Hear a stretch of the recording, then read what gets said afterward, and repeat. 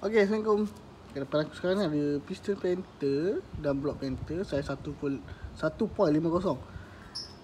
Problem dia kat sini, bila dia jalan lama ataupun kita laju, motor akan makin lama makin berat. Dan ada salah satu punca dia ada kat sini lah. Punca dia kita tengok piston terlampau fit. Nampak? Piston terlampau fit dekat block.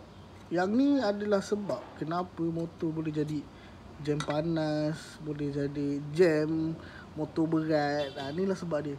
Macam mana boleh jadi macam ni? Jadi macam ni sebab kita tukar piston lah. Kita tukar piston. Dan bila kita tukar piston, setiap jenama piston sebenarnya ukur clearance dia lain tau. Ukur diameter piston ni lain. Jadi kalau setiap kali kita tukar piston, kita akan check lepas ataupun tak lepas, fit ataupun tak. Sebab apa?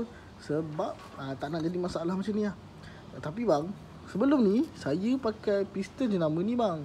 Saiz sama je bang. Tapi saya tukar jenama sebab jenama saya pakai tu tak ada. Jadi bila tak ada, kau pakai jenama lain. Macam ni kita pakai top kan. Bila masuk dekat blok jadi ketat. Kenapa bang? Sebab saiz piston tu tak semestinya tepat 150. Selalunya diameter untuk ukuran ni lari. Jadi selalunya akan jadi masalah macam ni. Dan cara dia kau pergi polish blok balik lah. Yang ni pun dah makan lah, ada kesan.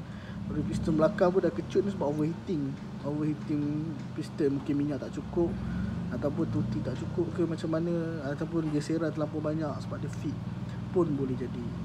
Jadi kita pergi hantar blok dulu lah. Hantar blok supaya dia boleh polish. Lepas tu kita tukar piston lain. Dengan piston pun kena tukar lain. Piston boleh pakai tapi tak cantik lah.